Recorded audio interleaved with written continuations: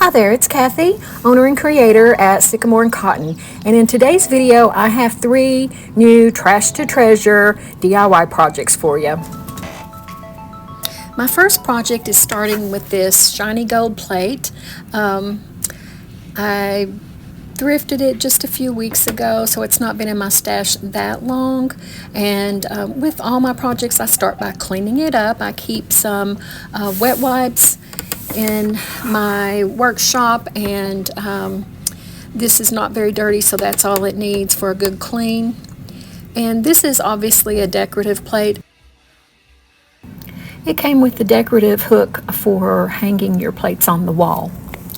So I just get it cleaned up, and I know exactly what transfer I'm going to use for it, but I wasn't 100% certain on the paint color, but I decided to go with Waverly paint in the color Dusk. It's this pretty shade of blue, and I'm really happy that I chose it because, as you'll see in the end, it really helps the transfer stand out. And I've already posted this in the completed project on my social media, and everyone is going on about how much they like this color, and especially how they like it with this particular transfer from IOD. So this paint is fairly pigmented. Some of the paints from Waverly you can get by with just one coat.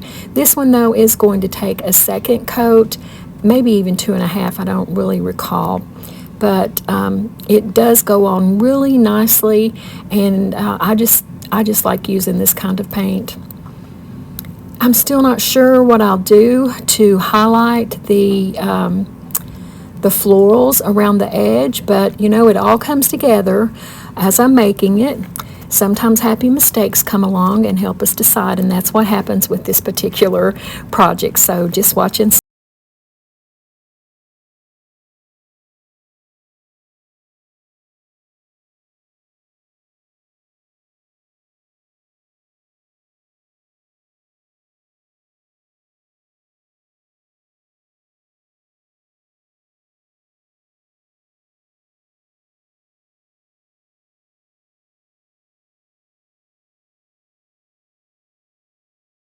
I planned on just painting the outside edge of the plate and leaving the inside gold, but that didn't look too great, so I decided to take off the sticky things that are protectors. I don't know what those are called, or I can't think of the word right now. So anyway, I used my hair dryer and pulled those off with the help of my little straight edge razor, and got those off pretty easily, and then wiped it down and then started applying paint to it as well. So with both sides painted and dried now, I pull out the transfer that I had known all along that I wanted to use. It is an IOD transfer. It's from the last release. They're getting ready to have a new release next week, but this is from the last one, and it is Lost Garden. And everything that I have seen done with this transfer has been beautiful. I've seen white backgrounds, yellow backgrounds, blue backgrounds, pink backgrounds, black backgrounds, and everything has been gorgeous. This is such a versatile transfer, and I'm not an IOD stockist, so but I'm just giving my opinion on this specific transfer. I just gotten it the day before in the mail from my order, and so I was really excited to use it. And once I flipped through the pages, I really had a hard time deciding what I wanted to start with. You can use these in whole sheets to apply to one larger project, or you can cut and piece them together, which is obviously what I needed to do for the plate. I was kind of hoping that I could just cut out a circle, but I couldn't really do that for this project. So I decided to pick out some parts that had some brighter colors and then some muted colors. So you'll see as it all comes together.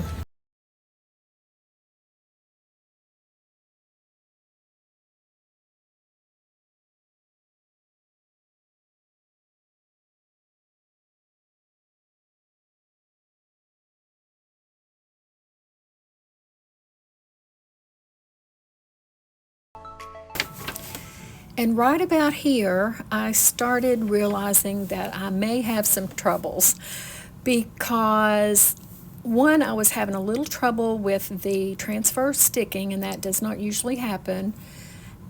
And two, some of the paint was pulling up when I was trying to remove the carrier sheet for the transfer. So it was not only not sticking, it was pulling the paint up. And what that told me is that I had not allowed it to dry well enough. So I thought, what am I going to do? Well, I just decided to keep on working, and I would come to that bridge when I get to it, and it ended up being a happy mistake. So I'm actually glad that it happened, because I think it really did help enhance the final project. I think this pink, reddish pink flower is really what makes this whole design pop on this blue background. I just love it, and it really started speaking to me when I applied the pink. And so at this point, I'm looking at it thinking, should I stop here? Because, you know, sometimes less is more, and I didn't want it to be too much. But one of the things I like about this specific transfer is that it has blackberries in it, and I really wanted to apply a blackberry to this specific project. So I cut a small piece out and then added that in, and I was finished then with the transfer.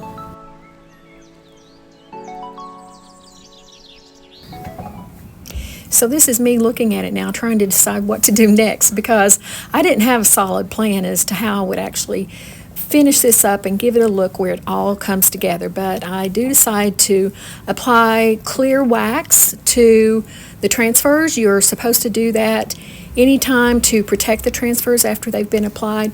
And at this point, I could go ahead and do it because I wasn't 100% sure what I was planning to do next, but I knew that it would be okay to have that clear wax already applied to it. So I'm giving it one good coat of clear wax.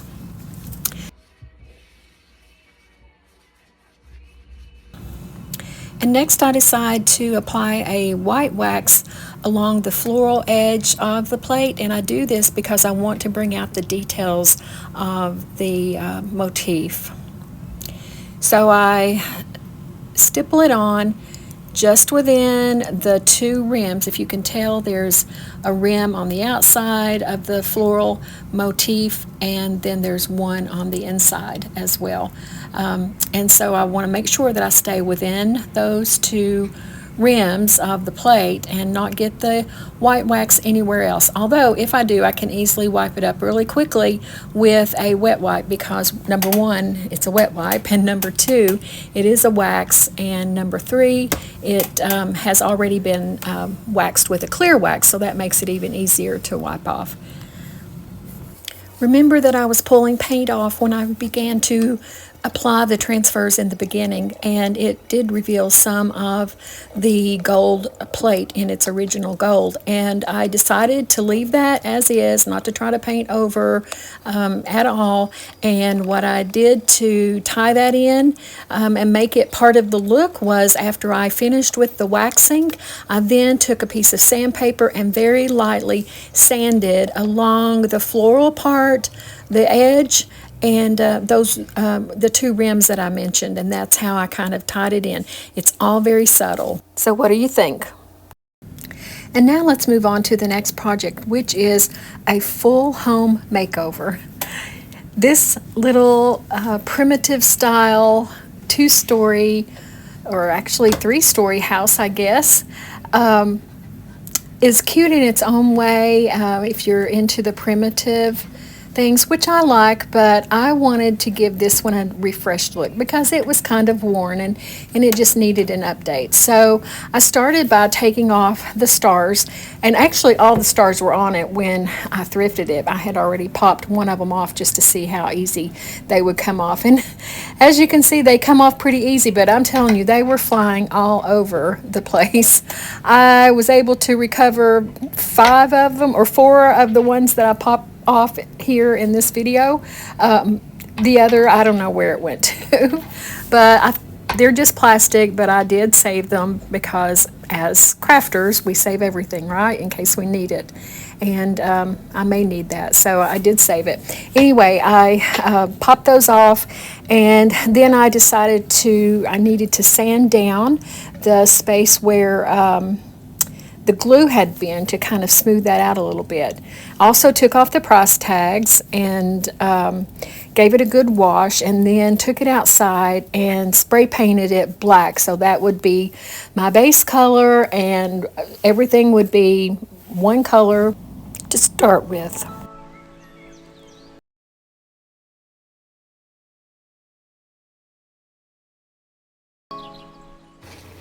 I also filled in those 2 holes on the top with air dry clay. I have no idea what those holes have been there for in its original use with this house, but nonetheless I wanted to fill it in, even though I do plan on decoupaging over the roof. I didn't want there to be a section where you know, that wasn't flat and was actually a hole, because I didn't know how that would do with the decoupage. So that was easy enough. So I'm back and ready to start painting it in white. I'm using Linen White, I think is the name of it, by Rust-Oleum. It's a chalk paint. And as you can see, there are some, you know, it's not exactly smooth there on the front, but I'm going to be finishing, the last coat on this is going to be dabbed on. So I'll start by brushing on the paint, and then as I do my second coat, I'm going to dab it on with a sponge. And that way it gives a little bit of texture. It covers up the imperfections on the front or anywhere else on the house, and just gets rid of those brush strokes, which if I can do that, I prefer to. And here I'm painting the getting ready to paint the roof, but really there was no purpose in me painting it because I am going to decoupage on top of that. And you'll see here I'm being really careful painting around the windows. There's actually very fine mesh screen in those windows, and of course it's painted black when I spray painted it, and I want to keep it that way. I don't want any drips or dribbles or smudges of white paint on the screen, so I'm being really careful here to avoid that. I do end up getting a little bit on it, but I just go back and brush some black paint over it, but I did want to be careful to try to avoid that as much as possible. And now I'm stippling on the paint for that that effect that I told you that I'd be using. I thought that I used my sponge dauber for it, but apparently I did not for this project, so my apologies in that. I'm just using a regular brush. I load it up with paint, and then I just stipple it on there, and it creates this texture that honestly it kind of looks a little bit like masonry, or like stucco. That's the word I'm trying to think of. A stucco finish on a house is what this kind of reminds me of when you stipple the paint on like this. And it, like I mentioned, it really helps to cover up any defects, and it's a great way to not have brush strokes.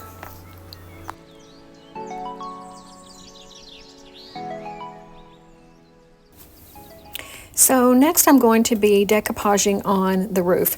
This is actually scrapbook paper that I have had for 2 or 3 years, and I pull it out once in a while to use for decoupage.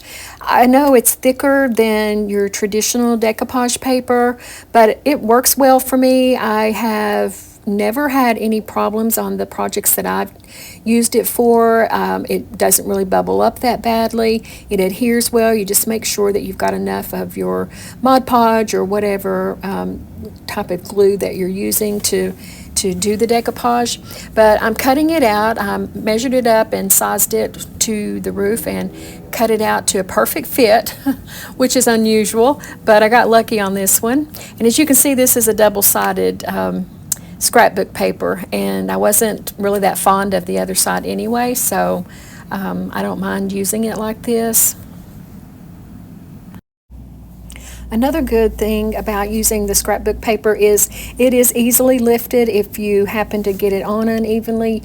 It's easy enough to lift it and reposition it without risk of tearing the paper.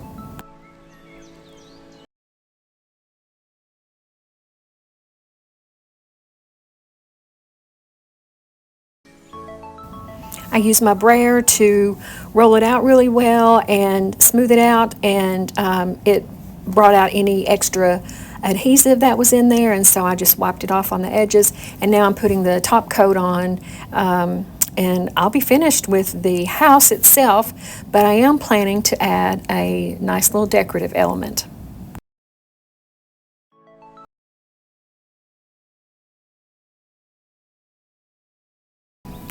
So I wanted to put a wreath on the front of the house. I did not have a wreath that small, so I decided I was going to have to make it. And I went through my greenery and I clipped off all the pieces, each little stem, so that I wouldn't have big chunks of it. And I started my wreath form by wrapping floral wire several times around a bottle of paint, and you'll see that laying there. Well, actually you see it there with me gluing, or actually wrapping with more floral wire, the greenery on, and I go all the way around adding a piece of greenery and wrapping it with wire with each piece so that it stays on nice and secure. And that goes pretty fast, but it's a little bit tedious just because you're fooling with small pieces of floral or greenery and then that small wire as well. But it really is easy. Just take your time and be patient.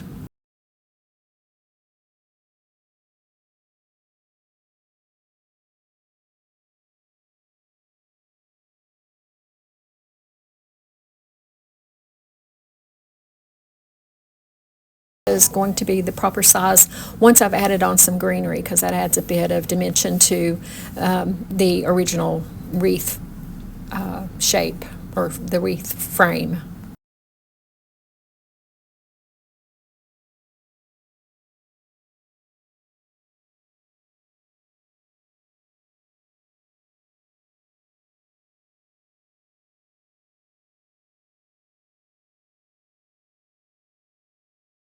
So I decide to pull out some green grass, Spanish moss, whatever it's called. This is green though, so most Spanish moss I think usually comes in like a faded brown color where the grass is dried. But this is more realistic looking.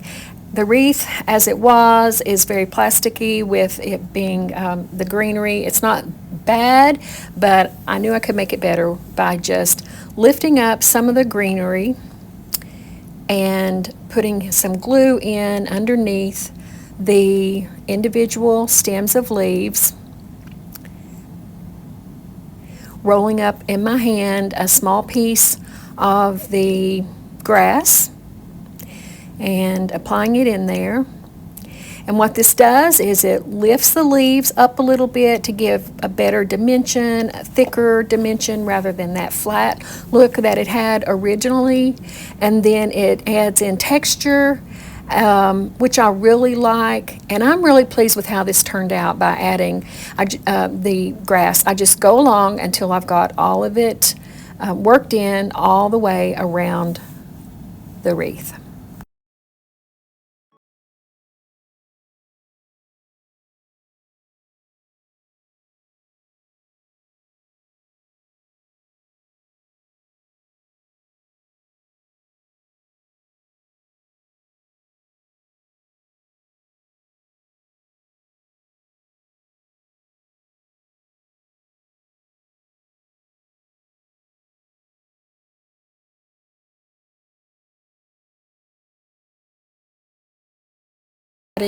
That grass greenery, and I like it a lot. But tell me what you think. Can you see a difference in it?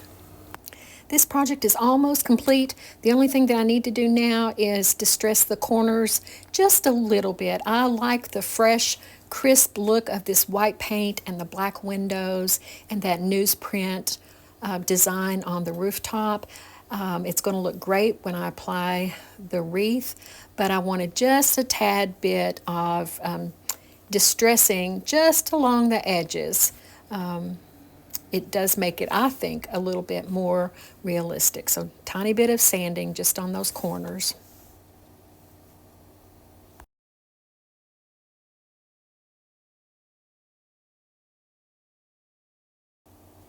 I decided to add a tiny nail so that I can hang the wreath off of the nail instead of gluing it on and making it more permanent. This way, whoever ends up buying this house can switch the wreath out if they'd like.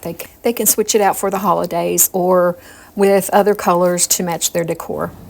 So what do you think? I could not be happier with how it turned out. I started with a bit of a vision, but it actually just came together as I was working on it. And here you can see the texture from stippling the paint on that I had mentioned earlier. And this house actually was in its original state. There was a light for it to light up on the inside. However, when I thrifted it, it was not with it, and I have not purchased a light to go in it. But a new owner could easily purchase the light to go in it, or even use an LED candle for it. I think it would look really nice lit up at night. What do you think? We're on to the third and final project for this video.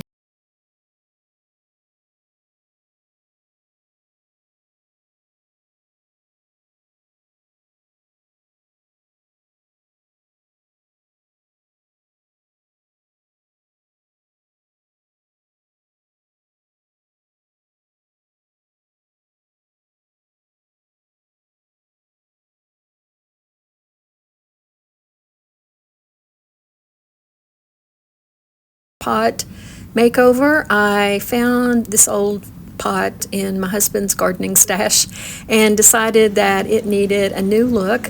And I had seen on a picture on someone else's post, and I'm really sorry that I don't recall who it was, but I saw in their photo a pink flower pot that had tulle on it. So it was the tulle with the pink, something I had not seen before in that combination, and I loved it. And I had some of the IOD English tulle, I believe is the name of the transfer, left over, and wasn't sure what to do with it. So I pulled it out, and one coat of paint using this ballet slipper color from Waverly. Only one coat. I did go, after I had brushed it on, I did go around it and stipple a little bit just to give it that, again, to give it that finished look rather than the brush strokes. After getting the paint on, I pulled out my hairdryer to make sure that I got the paint really nice and dry, because if you've used transfers before and if you have ever applied them before your paint is good and dry, you know that it causes a problem, and I wanted to avoid that. So now I'm just applying the transfers, and that's all there is to this project. I love how this turned out, and I am on the hunt for other projects that I can do using the tulle and this ballet slipper pink. What do you think?